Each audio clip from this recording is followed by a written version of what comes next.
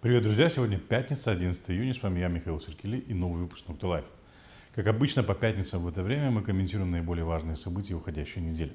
В этом выпуске мы обсудим то, как противники реформы юстиции в унисон говорят нам, что коррупция не проблема.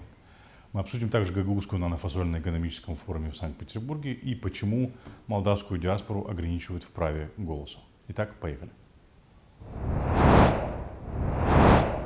1 миллиард долларов. Именно столько теряет экономика Молдовы каждый год из-за коррупционных схем.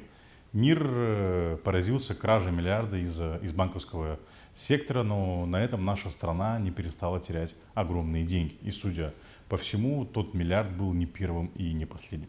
Эти данные содержатся в отчете ООН и были озвучены президентом страны Майей Санду. И, честно говоря, кажется, что эта сумма даже преуменьшена. Схем по краже публичных средств огромное множество.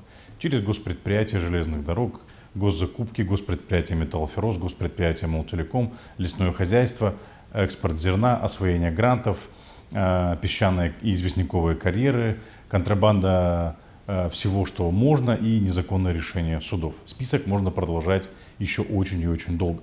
Всем очевидно, что коррупция – основная проблема нашей страны. И не только нашей. Коррупция – огромная проблема всех стран, там, где она есть. Коррупция не дает развиваться как бедным, так и богатым странам. Страны, богатые полезными ископаемыми, в которых процветает коррупция, также не могут развиваться, как и страны, не имеющие природных ресурсов, но имеющие огромную коррупцию. И наоборот, страны без полезных ископаемых, но с независимой правовой системой и низким уровнем коррупции достигают высокого уровня развития. Однако часть политиков в нашей стране не считает коррупцию проблемой. Наоборот, они считают разговоры о борьбе с коррупцией вредными, а тех, кто продвигает идею борьбы с коррупцией, называют врагами страны. Эту мысль они активно продвигают в массы и заявляют, что коррупция, коррумпированные чиновники, прокуроры и судьи – это вообще не самая главная проблема для Молдовы. А те, кто говорит об этом, на самом деле инструмент Запада по захвату Молдовы. Ну как тут удержаться от вопроса, что же вы, ребята, курите? Давайте послушаем выступление депутата-социалиста Богдана Цирдия, солдата пропаганды социалистов. Юстиции, чтобы наш телезритель понимал, борьба с коррупцией — это есть большая сказка «Соросят», да, из Запада, через которую они контролируют все страны и превращают их в полуколонии. Они говорят тебе просто: вы живете плохо не потому, что мы отняли у вас банковскую систему, приватизировали и купили за гроши ваши предприятия, выгнали ваших рабочих и притащили их к нам, и они умывают унитазы за гроши. А потому, что у вас ваши лидеры воруют, они коррупционеры. Потом они берут, сажают одного коррупционера Филата, жизнь становится еще хуже. Потом Плохотнюка, там, к примеру, еще хуже. Потом третьего, четвертого, а жизнь лучше не становится. Почему не становится? Потому что страна, раз, является полуколонией вот этих западных корпораций. Два, они контролируют все наши промыслы, предприятия, стратегические ресурсы. Это два. То есть полностью переходит под внешний контроль. Да, и три, у нас, они устанавливают у нас систему олигархического правления и дикого капитализма. И вот здесь проблема, почему мы такие бедные, да? Потому что мы колония, это раз, и два, потому что у нас дикий капитализм. Вот и все. И это будет всегда. Ну а соросята будут всегда говорить про борьбу с коррупцией и необходимость реформирования судебной системы. На самом деле реформирование судебной системы на деньги Запада означает контроль Запада над судебно-правовой системой, а значит и над страной. Богдан Цирдия не одинок в своих суждениях. На этой неделе вышло интервью скандального бизнесмена Вячеслава Платота. Давайте послушаем и его. А почему борьба с коррупцией это не квалифицированных рабочих рук? Да потому что борьба... Вот дайте я вам объясню, почему борьба с коррупцией не... Представьте себе, молдавский народ — это караван, большой караван, который идет по пустыне. Идет неделю, идет 2, идет 3, месяц, 2, 3 месяца по пустыне, а никуда не приходит. Песок, песок, песок. Люди собираются, спрашивают: вождь, когда будет оазис, когда будет вода, когда будет пища, когда мы придем на землю обетованную? Вождь говорит: друзья мои, во всем виновата коррупция. И воры, Кто у нас сидит на распределении воды и продуктов? Петрика. Петрика разворовал все. Петрика устроил там аукционы. Петрика все присваивает и деньги себе кладет в карман. Он виноват во всех наших бедах. Поднимают бухгалтерию, смотрят. Да, действительно не сходится. Петрика воровал. Негодяй, вор, бандит. Люди здесь страдают. А ты повесить Петрику. Повесили Петрику, все зашибись. Политики очень часто находят врагов. Это политтехнология, найти врагов. И почему мы так плохо живем? Воруют. Коррупционеры, негодяи, бандиты воруют, поэтому плохо живем. Вот они виноваты. Вот их, ату их и все. Давайте суд Линча повесим, расстреляем, значит, расчленим. Все, и будет нам счастье. И будет нам рай. Вот с таким посылом идет Майя Санду. А что надо делать? Что надо делать? Может быть, унири? В Румынии? Ну, в конечном итоге, если так будет продолжаться, если страна будет просто несостоятельная, то другого выхода не будет. Просто не будет. Доведут все до ручки, уже окончательно, и все. Да, может быть и такое. И может быть, в конечном итоге это будет единственным вариантом. Что называется, найдите 10 отличий. К этой фриковатой компании можно отнести и Башкана Гагаузии Ирину Влах, которая написала в своем блогере следующее. Я не считаю борьбу с коррупцией приоритетом. Считаю, что мы должны сосредоточиться на борьбе с бедностью и на создании большего количества возможностей законного заработка. Особенно для молодых людей, заключила ни много ни мало доктор права Ирина Влах.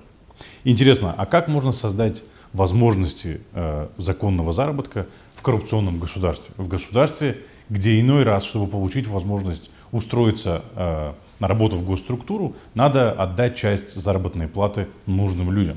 Но Ирина Влах не размышляет на эти темы. Ничего, кроме улыбки, это заявление не вызывает. Но было бы смешно, если бы не было так грустно. Абсурдность этой ситуации показательна. Во-первых, граждан Молдовы считают за абсолютных идиотов и пытаются их убедить, что черное это белое, а белое это черное. Видимо, считают, что мы не способны определить, насколько опасна коррупция для нашей страны. Социалисты приучают свой электорат не просто не осуждать коррупцию, а воспринимать ее как часть своей повседневной жизни. При этом борьбу с коррупцией они отождествляют с неким врагом, который планирует захватить Молдову. Не саму коррупцию отождествляют с врагом, а борьбу с коррупцией отождествляют с врагом. Таким образом, они пытаются заставить общество принять откровенно опасную и разрушительную идею. Слышать эти идеи от Цирди неудивительно, как, впрочем, и от Платона. Один за деньги и не такое скажет, причем, я так понимаю, ему все равно, у кого получает зарплату. Филат на днях напомнил Цирди, как он в свое время сидел на зарплате у Филата. Второй пытается сохранить систему, благодаря которой стал сказочно богат. Но от лидера Гагаузии все же ожидаешь больше ответственности. Хотя ничего удивительного в случае с Башканом Гагаузии тоже нет. Семейный бизнес развивался в рамках той самой коррумпированной системы. И развивался он в сфере, в которой нет свободной конкуренции, а работают только договорники и политическая крыша. Безусловно, коррупция – это самая большая и главная проблема нашей страны. Именно она пожирает огромные ресурсы, тормозит развитие общества и лишает большую часть граждан перспектив у себя на родине. Уже 30 лет как нет Советского Союза, но у нас воруют так, будто колхозы не перестали существовать. В советское время коррупция позволяла выживать, потому что система была бесчеловечной и выстраивала правила, которым невозможно было следовать. Без взятки или магарыча невозможно было купить в магазине нужную и дефицитную вещь. В колхозах воровали все, потому что на одну зарплату было просто не выжить. Главным вопросом к тому, кто устраивался на работу, было не какая у тебя зарплата, а что там можно своровать. Чего только стоит фраза из фильма «Бриллиантовая рука», ставшая крылатой, чтобы ты жил на одну зарплату. То, что коррупция в Советском Союзе позволяла людям обходить жесткие и бесчеловечные правила, было настолько очевидно, что над этим открыто шутили и рассказывали анекдоты. После развала СССР коррупционные практики никуда не делись, они стали процветать. В условиях ослабленного государства, нефункциональности госинститутов и системы правосудия воровать стало еще легче. Более того, стало возможным выводить деньги за рубеж и прятать их в офшорах или в швейцарских банках. За 30 лет у нас появился целый класс чиновников, которые позволяют себе жить как состоявшиеся бизнесмены на Западе. Особняки, виллы, дорогие машины. Только разница в том, что для того, чтобы состоявшийся бизнесмен на Западе мог себе позволить особняк, виллу или яхту, он вынужден создать блага, во много раз превышающие стоимость той самой виллы в виде рабочих мест, высоких заработных плат и социальных выплат. В обратном случае он не сможет создать товар или услугу, которая принесет доход его бизнесу. В нашем случае наоборот, для того, чтобы позволить себе виллу, особняк или дорогую машину, чиновник не создает блага, он их разрушает, воруя из госпредприятий и лишая таким образом рядовых сотрудников госпредприятий зарплаты. Достаточно вспомнить, как сотрудники железной дороги месяцами не получают зарплату. Чтобы позволить себе шикарную жизнь, коррумпированный чиновник, прокурор или судья помогает криминальным группам отбирать бизнес у честных людей, заставляя их спасаться бегством из страны.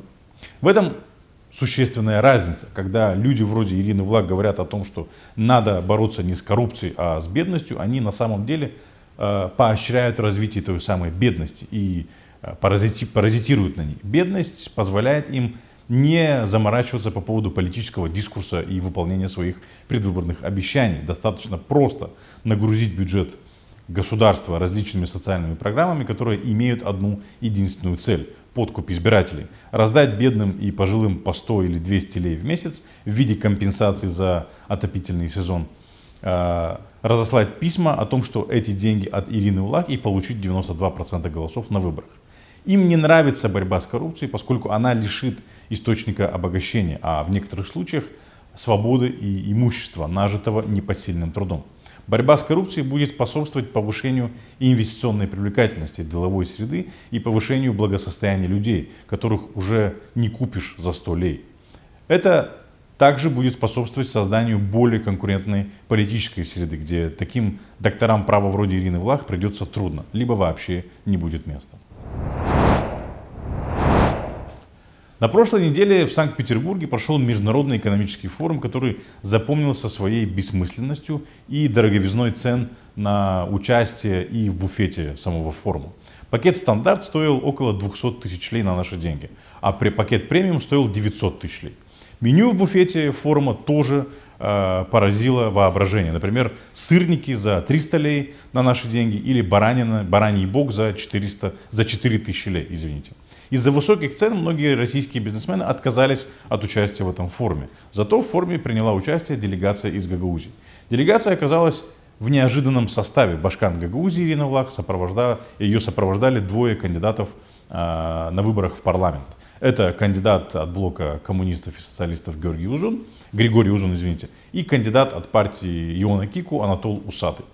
Оба этих персонажа не занимают никакой должности в Гагаузии, но участвовали во встречах Башкана с российскими чиновниками. Редакция сайта Нокта направила запрос в адрес пресс-службы Башкана, чтобы узнать, сколько стоила поездка гагаузской делегации в Санкт-Петербург и в каком качестве кандидаты на выборах в парламент сопровождали Башкана Гагаузии. В своем ответе пресс-служба заявила, что гагаузская делегация потратила только 20 тысяч лей на билеты, а состояла она из двух человек: Ирины Влах и начальника управления внешних связей Виталия Влах. На вопрос, почему двое людей, официально не имеющих никакого отношения к органам власти Гагаузии, участвовали во встречах Башкана, исполком не ответил. Более того, в ответе на запрос портала Нокта сотрудник исполкома Георгий Ланжи упрекнул наше издание в игнорировании позиций исполкома. Вы, господа, вместо упреков отвечали бы на вопросы как следует. Самый главный вопрос с нашей стороны был следующий: кто оплатил участие гагаузской делегации на этом форуме? Окей, исполком заплатил за билеты, а кто оплатил взнос за участие? А он, на минуточку, не менее 200 тысяч лей. Если не исполком, то кто? Кураторы? Ну и другой вопрос: если кандидаты в депутаты от партии Кику и социалистов не часть делегации, что они ищут на протокольных съемках рядом с Башканом? Так что же делала Башкан Ирина Влах и ее спутники на этом дорогостоящем форуме? Играли с российскими чиновниками в настольную игру «Куран», ту, где ходят фасолью вместо фишек. Я очень сильно сомневаюсь, что игра с фасолью подходит для презентации на Международном экономическом форуме. Такой жест не изводит нашу автономию на какой-то смешной и несерьезный уровень. Ну правда, какой может быть потенциал у государственного деятеля, который на форум приехал с фасолью? И это после всех роскошных и шикарных форумов, от которых ВЛАГ не отказалась даже в разгар пандемии. И после ежемесячных так называемых экономических советов в ресторанах, на которых ВЛАГ собирает своих приближенных, чтобы заявить, что ее команда научила гагаузов работать. Помните, как это было? Это, пожалуй, единственное, чем запомнились эти бесконечные экономические советы Башкана. Давайте послушаем. Вспоминая 5-16 год, когда у нас запросили 3000 сотрудников на Фуджикуру, вот нам сказали, дайте нам, пожалуйста, список. 3000 сотрудников. Мы их собрали, вы нам тогда помогли, да. Но наши люди, с учетом того, что Советский Союз лет как 20, да, распался, но они отвыкли приходить на работу в 8. Они не понимали, что значит такое работать до 5 вечера. Либо они не понимали, что есть другая смена с 3 часов и там попозже. Им нужно было спрошивать огород. Им нужно было подготовиться к Пасхе и самостоятельно уйти на выходной. Они через 2 дня неприхода на работу не понимали, почему с ними расторгают договор. То есть трудовая дисциплина абсолютно отсутствовала. Абсолютно отсутствовала. Прошло вот 3-4 года, и я хочу вам сказать, что мы научили людей, наших жителей, они вернулись. У нас очень дисциплинированные люди, очень дисциплинированные. Просто нужно было дать их вернуть к условиям, дать им возможности. И сегодня, как только начался 2021 год, те, кто работает на крупных предприятиях здесь, они, у кого был страх раньше, они говорят, мы готовы. Мы готовы прийти на любое производство, мы готовы прийти в любую компанию, и мы сегодня намного интереснее и конкурентнее, чем те, кто не работали в крупных компаниях. То есть, опять же, это возможности. И я надеюсь, что уже в Гагаузии ни у кого нет страхов, что когда откроется Кауфланд, у кого-то будут проблемы. Наоборот, будут просто новые возможности. А если есть к Вячеславу, может быть, мнения какие-то? Да, пожалуйста. На этих же собраниях ВЛАГ любит рассуждать про индустриализацию. Ее заявления о курсе на индустриализацию, уже стали предметом для шуток в Гагаузии. Мы, туалеты нормально построить не можем, а они о индустриализации говорят. Да, и о какой вообще индустриализации можно говорить в маленьком регионе с населением в 150 тысяч человек посреди степи с минимальным количеством водных ресурсов? Вы бы для начала обновили кареты скорой помощи. Посмотрите, на каких машинах возят пациентов в Камрате. Индустриализацией они хотят заняться. Давайте вспомним, как выглядела прачечная в больнице в Камрате. Как люди в больнице укрывались матрасами, потому что больше нечем было укрыться. Давайте вспомним, что Гагаузия самый малообеспеченный канализацией регион. Вспомним, какие туалеты в школах и садиках, и как детям негде помыть руки после посещения этих туалетов. Вспомним, как жители Камрата после затопления оставили один на один со своей бедой, а власти Гагаузии не предоставили им даже элементарной помощи. Чистой сухой одежды, еды, воды и в день затопления. В Гагаузии была провалена кампания по вакцинации. Не было организовано ни одного центра вакцинации. Башкану не до решения этих рядовых проблем. Она говорит о высоком, об индустриализации. Пресс-служба Гагаузии сообщила, что на Санкт-Петербургском форуме Башкан подписала соглашение о сотрудничестве с несколькими регионами России. Видимо, для обмена новаторских методов игры в фасоль. Это очередные бессмысленные соглашения, которых с российскими регионами было подписано огромное множество. Результаты этих соглашений ничтожен. Отправка каких-то книжек, музыкальных инструментов и бэушной техники, которую некоторые примары не хотели принимать на свой баланс. Обмена опытом, идеями, помощи в развитии и инвестиций из России нет и не может быть, потому что подавляющее большинство российских регионов сами нуждаются в помощи. Россия сейчас практически изгой на мировой арене. Ее модель внешних отношений сводится к незаконному финансированию продажных политиков в разных странах, а модель внутренней политики к уничтожению оппозиции запрещенным боевым химическим оружием. Государственный деятель, желающий блага своему народу, не стал бы подписывать бесполезные соглашения о сотрудничестве с таким государством, как Россия, развернувшим военную агрессию против соседнего государства, с огромными проблемами с демократией, соблюдением прав человека, высоким уровнем коррупции и правовым беспределом. А может, именно этот опыт Ирина Влах поехала перенимать в Санкт-Петербург? Вы только оцените уровень дискуссий на Санкт-Петербургском международном экономическом форуме. Давайте посмотрим Ксению Собчак, бежавшую с камерой наперевес за гостями форума. Вы точно участница рубрики «Красивая форумчанка». Смотрите, давайте расскажите, у вас вот красивая сумка. Что вы делаете на форуме? Не извините, я так смущаюсь. Что, прям настолько смущаетесь?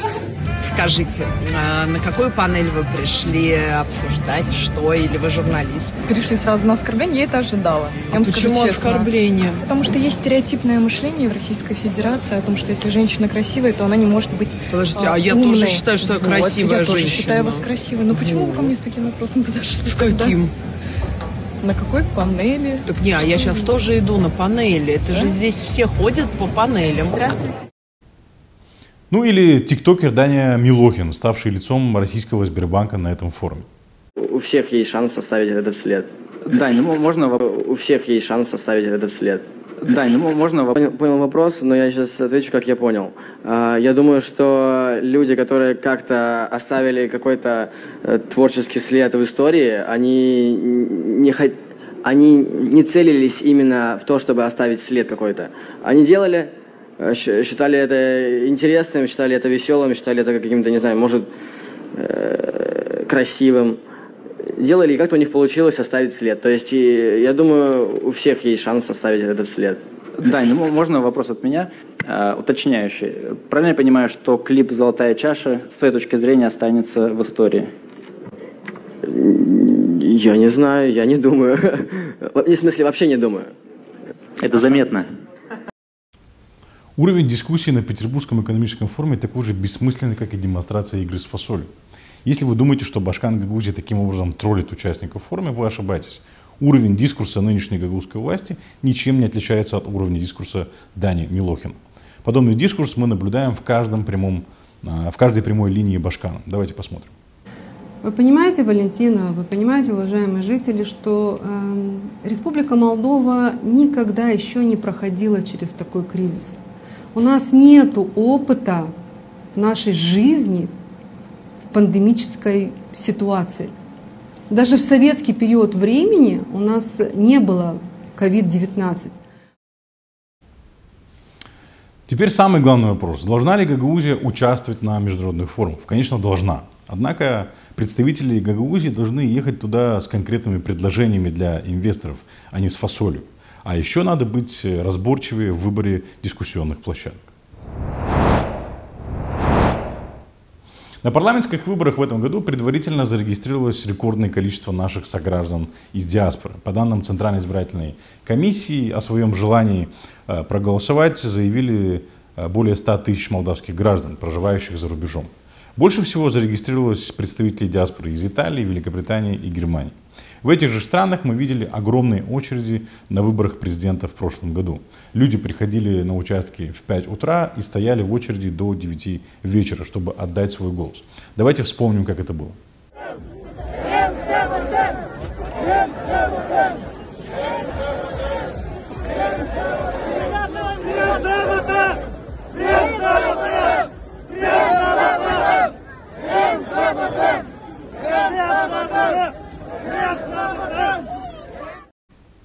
На последних выборах президента в ноябре 2020 года на избирательные участки за рубежом также пришло рекордное количество сограждан – 263 тысячи избирателей, или более 16% от общего числа проголосовавших на выборах президента в прошлом году. Хотя предварительно зарегистрировалось всего 60 тысяч. На выборах президента 2020 года за рубежом было открыто 139 избирательных участков. Учитывая рекордные данные по предварительной регистрации, МИД Молдовы рекомендовал ЦИКу открыть 190 избирательных участков за рубежом для предстоящих парламентских выборов. После новости о рекордной предварительной регистрации избирателей из диаспоры председатель ЦИК Молдовы уверил, что на досрочных парламентских выборах будет открыто рекордное количество избирательных участков. Однако в субботу, 5 июня, стало известно, что секретарь ЦИК Максим Лебединский, бывший советник Игоря Дадона, предложил открыть всего 139 избирательных участков за рубежом. Хотя первоначальный проект решения предусматривал 162 участка. Предложение Лебединского поддержали члены ЦИК, близкие к партии социалистов. Сокращение от рекомендуемого количества участков за рубежом ЦИК мотивировал ограниченностью финансовых ресурсов. В ответ на это генеральный секретарь Министерства иностранных дел заявил, что возможности для открытия дополнительных избирательных участков за границей есть. Посольство Молдовы за рубежом готовы направить персонал для работы на этих избирательных участках. О том, что с открытием дополнительных участков за рубежом не возникнет проблем, говорит и в Рио prim-ministru Aureliu Ciocoi. Давайте посмотрим. Dar bani sunt pentru a deschide mai multe secții de vot. Deci atunci când spune domnul Maxim Lebedinski că vrea o confirmare în scris de la dumneavoastră că aveți bani pentru a deschide aceste secții de vot și că nu-i mințiți, pe ce se bazează? Are poate vreun motiv să creadă că nu sunt suficient bani? Pentru deschiderea secțiilor de vot peste hotarele Republicii Moldova nu este nevoie atât de mult, pentru că întreaga activitate logistică pentru asigurarea acestor secții de vot oricum o preia Ministerul Afacerilor Externe și nu este nevoie de finanțare adițională din partea CEC-ului. CEC-ul achită doar plățile pentru membrii birourilor electorale din cadrul secțiilor de votare. Și dacă vă amintiți, la o ieșire publică am făcut un apel către diaspora noastră să examineze la modul serios posibilitatea angajării ca membri ai birourilor electorale în secțiile de votare pe principii benevole. Practic nu există limite financiare pentru a deschide orice număr de secții de votare pe care îl poate acoperi Ministerul Afacerilor Externe prin resurse proprii logistice. Это решение ЦИК спровоцировало протесты, на фоне которых комиссия приняла решение увеличить количество избирательных участков за рубежом до 146, всего лишь на 7 участков больше, несмотря на то, что МИД рекомендует открыть 190 участков. Эксперты Промолекс отмечают, что ЦИК образовал только 139 избирательных участков без учета правовых критериев, предусмотренных Кодексом о выборах. Центральная избирательная комиссия должна была исходить из минимальной цифры в 150 избирательных участков, как это было определено в смете расходов, с возможностью увеличения их количества, если Министерство иностранных дел и европейской интеграции либо правительство гарантирует финансирование. При этом Центральная избирательная комиссия увеличила количество участков для избирателей из Приднестровья, несмотря на то, что на выборах президента в 2020 году из Приднестровского региона проголосовало меньше избирателей, чем на парламентских выборах в 2019 году. В этом году для избирателей из Приднестровья ЦИК организовал 44 избирательных участка, что на 2 участка больше, чем в прошлом году. И это учитывая то, что Служба информации и безопасности сообщила об угрозах фальсификации выборов в 3 избирательных участках для избирателей с левого берега. В коммуне Коржево Тубасарского района и 2 участках в муниципии Бендер. Первое решение Центральной избирательной комиссии об открытии 139 избирательных участков и второе решение об открытии 146 участков диаспоры были оспорены в суде несколькими конкурентами на выборах. Соблюдать закон и открыть необходимое количество избирательных участков за рубежом Центральную избирательную комиссию призвали Коалиция за свободные и честные выборы, Народный адвокат, президент Молдовы и конкуренты на выборах. Каждый раз на выборах ЦИК сталкивается с тем, что избирательных участков за рубежом недостаточно. Не хватает бюллетеней или просто физически нет возможности принять огромное количество избирателей, желающих проголосовать за рубежом. Каждый раз политики и эксперты говорят, ну все, ЦИК сделал выводы и на следующих выборах уж точно организует все как надо. Достаточно лишь организовать логистику.